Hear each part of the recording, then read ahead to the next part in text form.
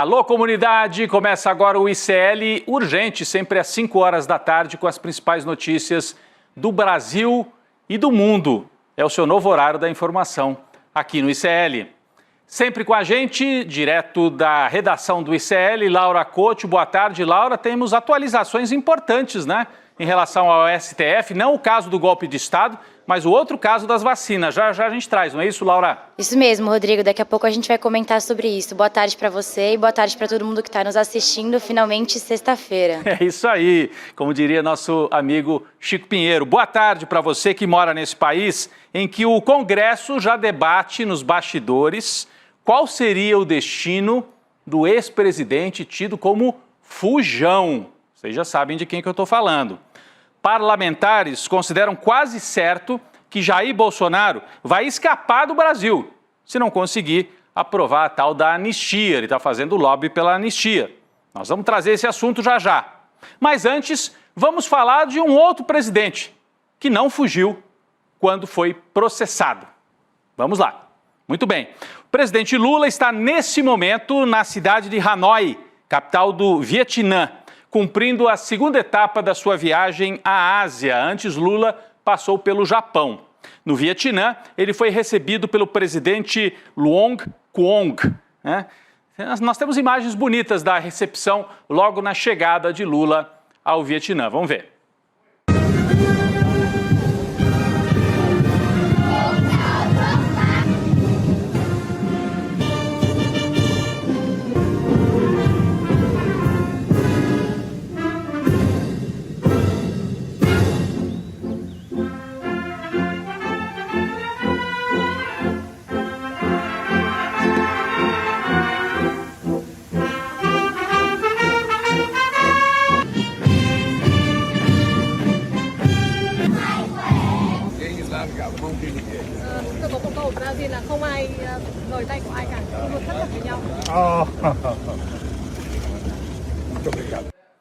Ninguém larga a mão de ninguém, disse Lula para o presidente do Vietnã. Não sei como é que a tradutora, né, se virou para trazer essa expressão para o vietnamita. Mas eu falei de imagens bonitas, na verdade imagens assim, daquela tradição de recepções na Ásia, né, com as crianças, com as bandeirinhas e tal. Eu acho bonitas, né, não sei vocês. Mas a gente traz aqui, o principal não é essa parte social, essa parte assim, estética da recepção, onde tocaram o hino nacional, vocês ouviram aí, né? Os dois presidentes, na verdade, assinaram um plano de ação para a implementação da chamada parceria estratégica entre Brasil e Vietnã, que vai valer de 2025 a 2030, envolvendo diversas áreas: agricultura, tecnologia, transição energética e tem mais uma área aí que o Lula gosta muito: futebol. Vamos falar já já. Laura, explica para a gente melhor que acordos, né? Quais acordos Lula está avançando com o Vietnã nesta visita à Ásia? Rodrigo, eu trouxe aqui alguns destaques. Um dos principais é a abertura do mercado do Vietnã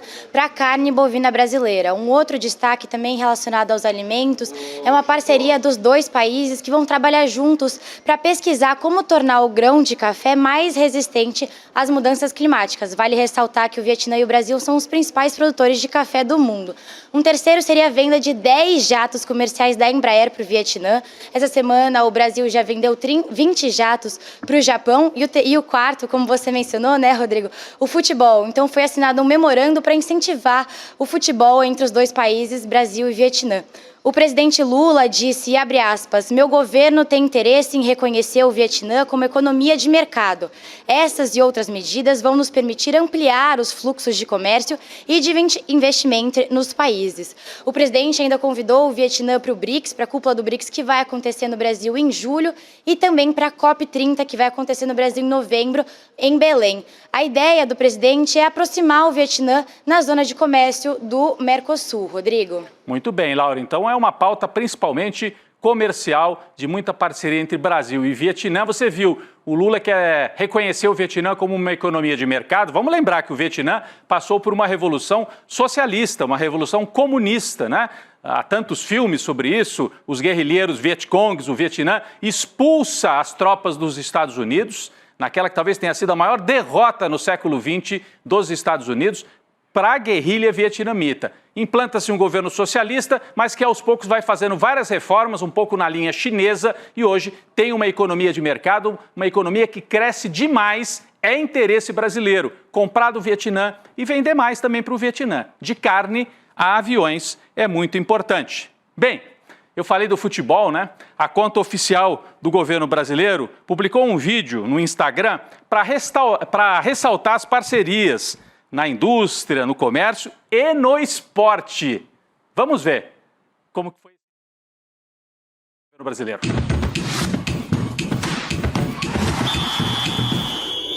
Olá galera, meu nome é Rafaelson, me chamo Nguyen Xuan Son, no Vietnã. Eu jogo aqui no Vietnã já faz 5 anos, agora me naturalizei vietnamita e ajudei a seleção vietnã a ganhar a Asia Cup. Foi um momento muito marcante para o país e muito feliz de estar representando as bandeiras do Vietnã. Ele é um exemplo do que o Brasil e o Vietnã podem conquistar unindo forças. A paixão pelo futebol é outro elo que nos une. Parabenizo a seleção vietnamita pela vitória no Campeonato da ASEAN, com a participação do artilheiro Rafael, brasileiro que eu acabei de cumprimentar, naturalizado vietnamita. Aproveitar e dizer que o Corinthians se sagrou campeão paulista, é o Ponte Aguenta. Hoje, o governo brasileiro assinou 5 acordos em áreas como indústria, esportes e agricultura. São parcerias estratégicas que fortalecem nossas relações com o Vietnã. Se liga que amanhã tem mais por aqui. É curioso, né? O Lula ali debaixo da estátua do Ho Chi Minh, né? Grande líder revolucionário vietnamita, citando o título do Corinthians e citando o Rafaelson. Esse rapaz que aparece aí no começo do vídeo é um brasileiro, ele mesmo explica, mas para quem perdeu aí, um brasileiro que foi para o Vietnã jogar futebol, se naturalizou e virou um craque na seleção do Vietnã, que acabou de conquistar a Copa da Ásia, né? Uma Copa importante de futebol lá na Ásia. E o Lula tá ligado em futebol, não é à toa, né, gente? Corinthians faturou o Campeonato Paulista ontem em cima do maior rival. Eu nem sei porque estou com a camisa verde, devia estar com a camisa alvinegra, que é o meu time também. Mas o Lula ficou tão empolgado com isso que falou do Corinthians ali debaixo da estátua do Ho Chi Minh e depois gravou um vídeo só para falar disso. Vamos rodar aqui. Vai, Corinthians! Olha, finalmente eu posso dizer para a torcida do Corinthians, é nós. É nós que somos campeão paulista agora. Felicidade para o Corinthians e felicidade para os corintianos do Brasil inteiro. Depois de muito sofrimento, a gente finalmente volta a ser campeão. É isso, Lula, foi um sofrimento e eu aceito também as felicidades aqui como corintiano que sou. Não foi só o Lula, hein, que torceu para o Corinthians lá do Vietnã. Quem é que estava no estádio, hein? Quem assistiu ao triunfo do Corinthians sobre o Palmeiras, apesar de ter sido um empate, mas foi o título conquistado com um empate, porque no primeiro jogo o Corinthians tinha ganho de 1-0, foram 2 ministros do Supremo Tribunal Federal, Alexandre de Moraes e Flávio Dino. Que eu saiba, o Flávio Dino torce para o Botafogo, no Rio de Janeiro, e é maranhense. Mas o Alexandre de Moraes, sim, corintiano desde garoto. Esse eu conheço a história dele e da família, todo mundo corintiano. Vamos ver o vídeo aqui.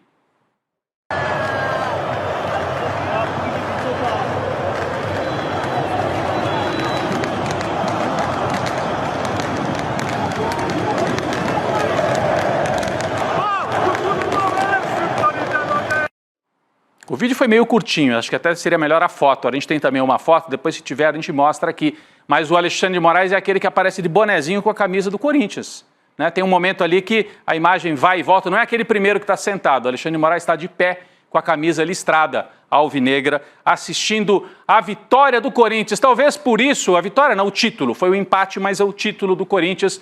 Talvez por isso que o Alexandre de Moraes, de bom humor hoje, tenha arquivado aí uma investigação contra o Jair Bolsonaro. Pode ter sido isso. Bom, aí ó, acho que agora dá para ver melhor a foto aqui de bonezinho, ó, Alexandre de Moraes. Alexandre de Moraes. O Flávio Dino não aparece aqui nesta imagem, mas em outras fotos ele aparece. É isso. E foi confirmada pela assessoria de Flávio Dino a presença dele também assistindo o título corintiano depois de 6 anos. É muito bom ganhar do Palmeiras numa final. É isso aí. Parabéns para o Palmeiras pelo vice-campeonato. Vamos tocar adiante aqui. Voltando ao Brasil, Lula vai ter que lidar com a tramitação no Congresso de um projeto importantíssimo, talvez o projeto mais importante para dar uma virada política no governo, nesse terceiro governo do Lula. O projeto que isenta do imposto de renda quem ganha até R$5.000. Para passar esse projeto, o PT tomou uma decisão importante. vai ceder a relatoria para um deputado do Centrão. O PT não vai ficar com a relatoria. Laura Cotio, esta é uma informação que circulou hoje e o Lula vai tratar disso certamente assim que voltar da Ásia, já que com ele está lá na Ásia, né, no Japão e no Vietnã, está o presidente da Câmara, o Hugo Motta. Mas você tem mais informações de hoje sobre isso, né?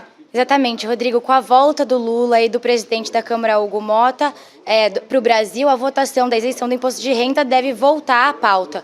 Nos bastidores, os deputados do PT dizem que não pretendem reclamar se o escolhido pelo Hugo Motta para relatar a proposta seja um nome do Centrão. Para o PT, o interesse, na verdade, é que a tramitação ocorra em uma comissão especial, em vez de tramitar nas comissões de mérito e na Comissão de Constituição e Justiça. Mas a decisão sobre instalar uma comissão especial é do Hugo Motta. O PT já tinha apresentado o nome do deputado Rubens Pereira Júnior, do Maranhão, mas também, como eu mencionei, cogita aceitar outras sugestões, como o deputado Aguinaldo Ribeiro, do PP da Paraíba, Tabata Amaral, do PSB de São Paulo, e o Pedro Paulo, do PSD do Rio de Janeiro. Então, na próxima semana, a ministra das Relações Institucionais, Gleisi Hoffmann, deve se reunir com o Hugo Motta para ir tratar sobre o assunto e definir quem vai ser o relator desse projeto de lei, Rodrigo.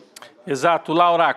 O Lula, quando voltar ao Brasil, o presidente Lula, quando voltar ao Brasil, vai se deparar não só com essa questão do projeto de isentar quem ganha até R$5.000, mas com o movimento que está forte no Congresso, no movimento pelo pedido de anistia para Jair Bolsonaro, que é articulado, entre outros, pelo deputado federal Marcel Van Hatten, um radical de extrema-direita filiado ao Partido Novo do Rio Grande do Sul. Ontem, esse deputado Van Hatten ocupou a tribuna e fez um discurso violentíssimo, em que classificou o Supremo Tribunal Federal, abre aspas, como organização criminosa, mafiosa, e além de atacar pessoalmente o ministro Alexandre de Moraes. Agora há pouco, o deputado federal Lindbergh Farias, líder da bancada do PT, ingressou com uma representação criminal na Procuradoria-Geral da República contra Van Hatten. A gente tem aqui a representação, né? O Lindbergh fazendo a representação em desfavor de Marcel Van Hatten, e a gente tem um outro trecho em que ele explica por que está fazendo isso. A gente pode ir para esse outro trechinho aqui também, olha aí, ó. O representado, ou seja, Marcel Van Hatten, classificou o Supremo Tribunal como uma organização mafiosa, atacou Alexandre de Moraes com a pecha de covarde e ainda sem qualquer evidência fática, asseverou que o Poder Judiciário, na figura da Corte Suprema, estaria chantageando a classe política. Lindbergh Farias pede que a Procuradoria processe criminalmente o deputado de extrema-direita Van Hatten, que está com sorte porque o Xandão deve estar de bom humor por causa do título corintiano. Vamos adiante, né? O Lula vai ter que lidar com isso tudo quando voltar. Do lado da extrema-direita, um pé na campanha da anistia, o outro pé na fuga. A hipótese de que Jair Bolsonaro possa escapar do país agora já é tratada até com certa naturalidade entre deputados da direita no Congresso Nacional. Isso depois que o ex-presidente se tornou réu pela tentativa de golpe de Estado esta semana, né? A notícia de que os deputados já cogitam, para onde vai Bolsonaro? Vai fugir para onde? Por onde? De que forma? A notícia foi publicada por Leonardo Sakamoto no portal UOL no dia de hoje. A gente tem aqui a manchete desta matéria do Sakamoto. Bastidores do Congresso já discutem possível fuga de Bolsonaro. Então já é algo tratado assim, até com certa naturalidade, né? O Sakamoto, o repórter, né, conversou com parlamentares bolsonaristas que admitiram essa possibilidade mesmo. Eles avaliam que a prisão do ex-presidente tem grande chance de se concretizar ao fim do processo, que vai ser julgado na primeira turma do Supremo Tribunal Federal. Agora já é uma ação penal. Vamos falar com a Laura Cotio, que tem mais informações sobre isso. Laura.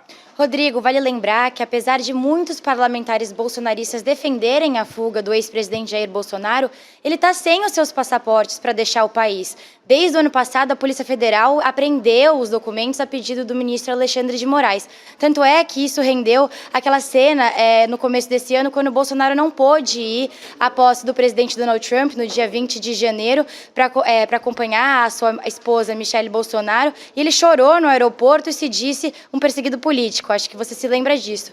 E de acordo com os deputados, sem o passaporte, a alternativa para o Bolsonaro seria buscar refúgio em alguma embaixada. Então, países aliados como Estados Unidos, Argentina ou até mesmo a Hungria, Rodrigo.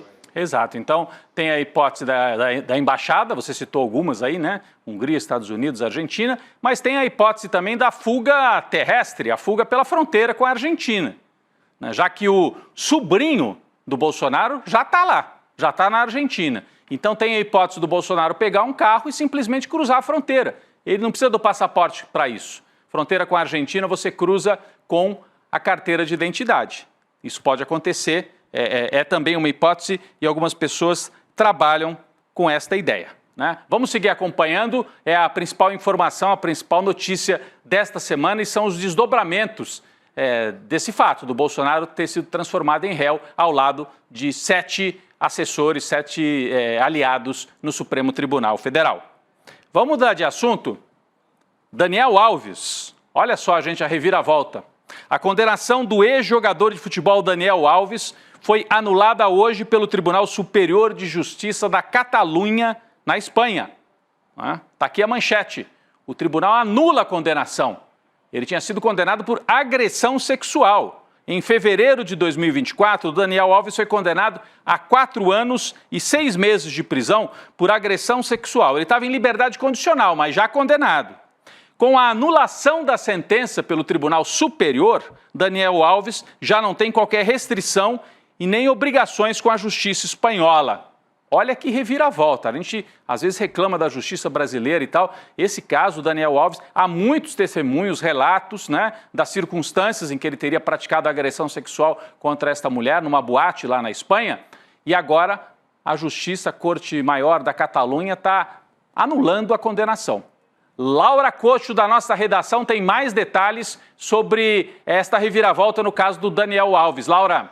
Rodrigo, o Tribunal Superior de Justiça da Catalunha decidiu anular a sentença alegando, veja só, falta de confiabilidade no depoimento da vítima e por isso aceitou o recurso da defesa do Daniel Alves. Só que esse entendimento vai na contramão dos relatos dos funcionários da boate que contaram para a Justiça que a vítima saiu chorando do banheiro e que estava em estado de choque. A decisão do tribunal foi unânime. Agora, a advogada da vítima comentou sobre a decisão. Ela disse que a sentença é um retrocesso em nível social e jurídico em relação à luta contra a violência sexual.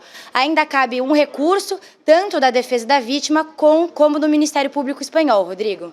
O Daniel Alves, Laura, só para complementar aqui, ele teve os passaportes brasileiro e espanhol liberados. Já poderá viajar para fora do país, além de não ter mais obrigação de se apresentar toda sexta-feira, como acontecia, para assinar ali uma ata de presença diante da polícia, já que ele estava em liberdade condicional. Liberou geral para o Daniel Alves, segundo a Justiça da Catalunha. Mais informações, mas agora da Justiça brasileira. O Procurador-Geral da República, Paulo Gonet, se manifestou hoje, agora há pouco, né? Isso, inclusive, teve consequência. Ele se manifestou hoje a favor de prisão domiciliar para a cabeleireira Débora Rodrigues Santos. Ela foi aquela que escreveu "Perdeu Mané" na estátua. Vou até sair daqui, olha aí a cena. Ela que escreveu "Perdeu Mané" na estátua aqui em frente ao Supremo Tribunal Federal. Os bolsonaristas estão fazendo uma grande agitação, transformando a Débora numa vítima do Supremo Tribunal Federal, como se ela não tivesse participado de uma insurreição golpista, né? Mas o Paulo Gonet, está entendendo que ela pode ser colocada em prisão domiciliar. Laura Cocho traz para a gente mais detalhes sobre esse pedido do Gonet. Agora falta o Supremo, né, decidir. É um pedido, por enquanto, da Procuradoria em relação a Débora. Parece que a pressão bolsonarista está fazendo efeito nesse caso, hein, Laura? Pois é, Rodrigo, parece mesmo. A decisão do Gonet se deu depois de um pedido de defesa da vítima, mas vale ressaltar aqui que, apesar dele ser a favor de converter a prisão dela em preventiva, de preventiva para domiciliar, o procurador ainda é contra a soltura dela. O motivo seria de que não há previsão do julgamento dela ser concluído, então a Débora poderia cumprir a pena em regime domiciliar. Como você já disse, ela está presa aí desde março de 2023. Agora cabe ao ministro Alexandre de Moraes tomar a decisão se ele vai acatar essa sugestão da PGR. Rodrigo. Muito bem. Então vamos aguardar a decisão do Supremo Tribunal Federal. Hoje, quem se manifestou sobre isso foi o ministro Luiz Roberto Barroso. Ele disse que os brasileiros vão da indignação pela condenação à pena, no caso da Débora, né, até outros tipos de reações. Vamos aguardar, não tem nada concreto, o Barroso se manifestou assim, mas não foi uma decisão que tem a ver, que vai ter nenhuma consequência nos autos, né? É importante a gente esperar a decisão do Supremo sobre isso. Agora, hoje veio uma decisão importantíssima do Supremo Tribunal Federal. Esta sim, decisão, não é comentário de juiz.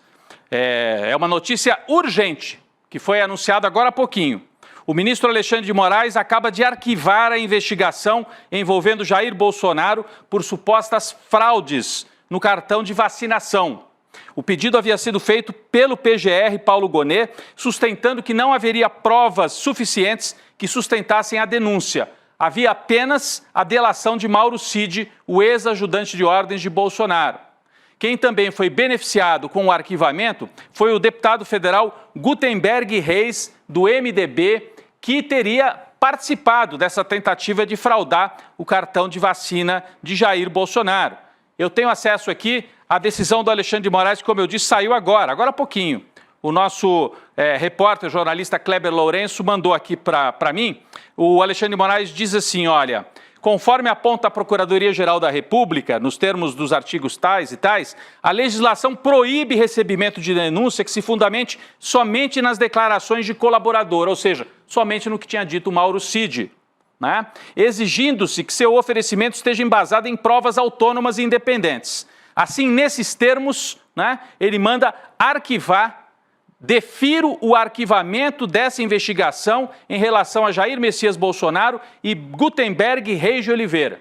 E manda remeter o que tiver mais nos autos para a primeira instância, para ver se ainda encontra algo que justifique uma ação relativa às vacinas. Vou voltar à redação, eu acabei de ler, isso aqui saiu agora, Alexandre de Moraes assinou agora.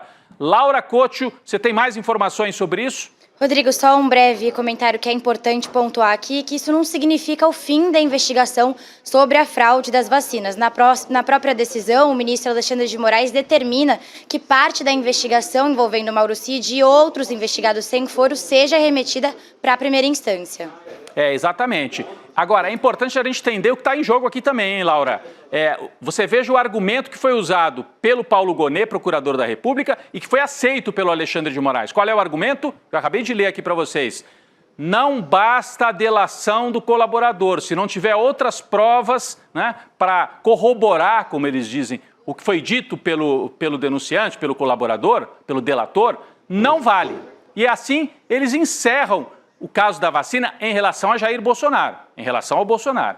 Então, por que isso é importante? Porque o argumento de muitos bolsonaristas é o seguinte, a delação do Mauro Cid sozinha não basta para condenar o Bolsonaro no caso do golpe de Estado. É verdade, tanto que o Paulo Gonet está reconhecendo e está retirando o Bolsonaro da investigação sobre vacina. Não basta o que diz o Mauro Cid, mas se tiver outras provas, aí tem investigação e pode ter condenação. O que eles estão dizendo é, caso das vacinas, ficou só na delação. Não basta, encerre-se. No caso do golpe de Estado, tem a delação e tem outras provas. É isso que está em jogo. Um outro detalhe, rapidamente para a gente comentar também, é que eram 3 os casos principais, né? Golpe de Estado, Bolsonaro virou réu.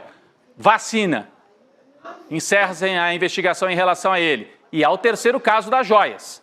E esse a gente está esperando ainda. O que parece é que a Procuradoria da República fez uma opção, neste momento, por concentrar os esforços no caso do golpe de Estado, no qual o Jair Bolsonaro é o réu principal e, para a Procuradoria-Geral da República, o chefe de uma organização criminosa que tentou dar um golpe de Estado no Brasil.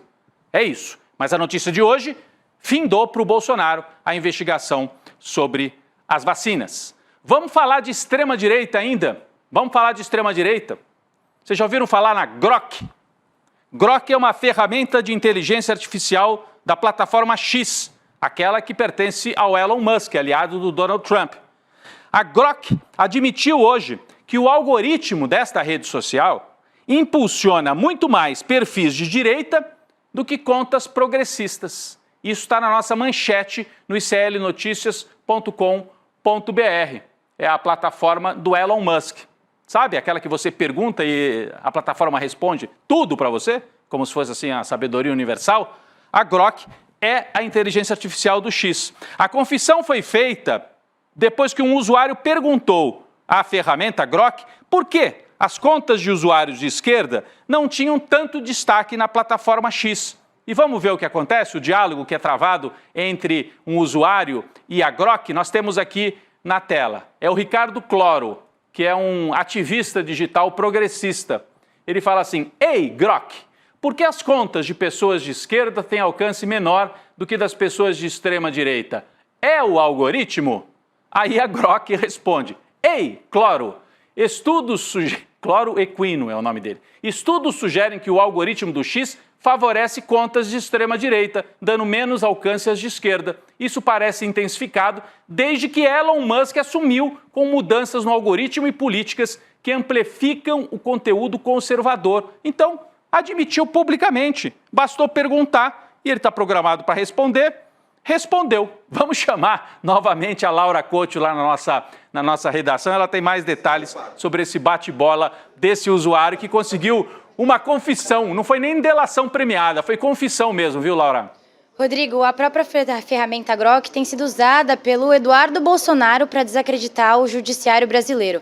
A gente tem alguns prints de uma conversa da Grok que ele compartilhou na sua rede social depois que o seu pai, o ex-presidente Jair Bolsonaro, virou réu por tentativa de golpe de Estado no país. Eu vou ler aqui para você. Um usuário comentou assim: ei, Grok, qual o juiz da mais alta corte de qual país mais criticado, repudiado e ridicularizado? Responda somente o nome e o país. E a Grok respondeu: Alexandre de Moraes, do Brasil. E aí o Eduardo Bolsonaro comentou: até o Grok, que é a inteligência artificial do X, sabe. Em outro post, o Eduardo Bolsonaro compartilhou que a Grok comentou o seguinte: não parece haver outra democracia onde uma Suprema Corte como o STF no Brasil tenha poderes tão amplos, sobretudo com um juiz como Alexandre de Moraes ordenando prisões e investigações. Em geral, nas democracias, não é comum que cortes supremas atuem como vítima, promotor e juiz ao mesmo tempo, pois isso contraria a separação de poderes. Então aí, Rodrigo, dois trechos que o Eduardo Bolsonaro compartilhou aí ontem e hoje, comentando sobre isso que a Grok tem feito sobre a extrema-direita. O Eduardo Bolsonaro estava batendo um papo com gente da turma dele. A Grok é uma inteligência, por assim dizer, artificial, porque eu não sei se é tão inteligente assim, da extrema-direita. E aí o Ricardo Cloro, esse que fez a conversa ali, arrancou a confissão. E a Grok confessou. É isso mesmo. Sei, Rodrigo, a gente faz exatamente isso, senhor Ricardo. A gente bomba os perfis de extrema-direita. Então, tem aí a confissão pública do que a gente já desconfiava. Olha a situação em que nós estamos. Imagine o que vai ser isso aqui em 2026 no Brasil, na eleição para presidente, nas eleições gerais de 2026. Uma última informação importante aqui do ICL urgente, a gente falou bastante da Ásia hoje, até pela visita do presidente Lula. Terremoto de magnitude 7,7 atingiu o centro de Mianmar, deixou mais de 100 mortos e centenas de feridos na Ásia. O tremor foi sentido também em outras regiões, em outros países, inclusive, como Tailândia e a China. O sudoeste da China também foi atingido. Olha esse prédio, rapaz, que cai ali durante o terremoto. Inclusive, esse tremor de terra foi sentido também no Vietnã, onde estão o presidente Lula e a comitiva de ministros e autoridades brasileiras, mas, segundo os relatos, eles não sentiram o tremor na capital, onde está o presidente Lula. Não houve, ninguém sentiu o terremoto por lá. É isso, nós vamos seguir acompanhando. Já já começa o ICL Notícias, segunda edição. Laura Couto, obrigado mais uma vez pela participação, pela companhia nessa semana em que a Laura fez aniversário, né, Laura? Então, parabéns dobrados aí pelo seu aniversário. Obrigada, Rodrigo. É isso, parabéns, obrigado pela companhia. Daqui a pouco, a Roberta Garcia, que está ali atrás fazendo festa, Chico Sá, estarão ao vivo, a nossa equipe toda do N2 prontinha para entrar ao vivo. E depois eu volto também no N2. Gente, o ICL Urgente volta na próxima segunda-feira. Fiquem aí, porque agora vem o aprofundamento e análise dessas notícias que vocês viram aqui e de muitas outras. Valeu, gente. Bom fim de semana. Faltam 2 dias para o início da nossa jornada esportiva. É isso aí, a psicologia do esporte e a ciência da superação. Daqui a 2 dias, às 8 horas da noite, a gente vai estar junto assistindo a aula com o Marc Alves.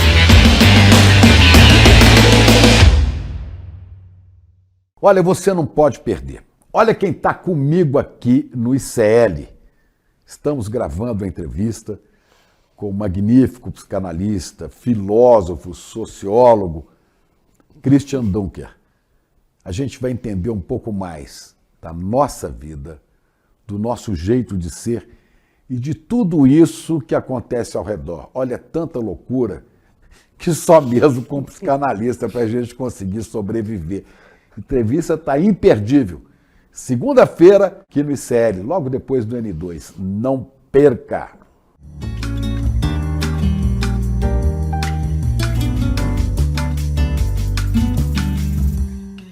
Você sabia que todos os nossos programas estão no Spotify? A notícia não pode parar e agora você pode acompanhar todos os nossos programas onde e quando quiser. Siga nossos canais no Spotify e tenha acesso ao Chico Pinheiro Entrevista, Desperta ICL, Rolê e muito mais. ICL no Spotify. Informação que te acompanha.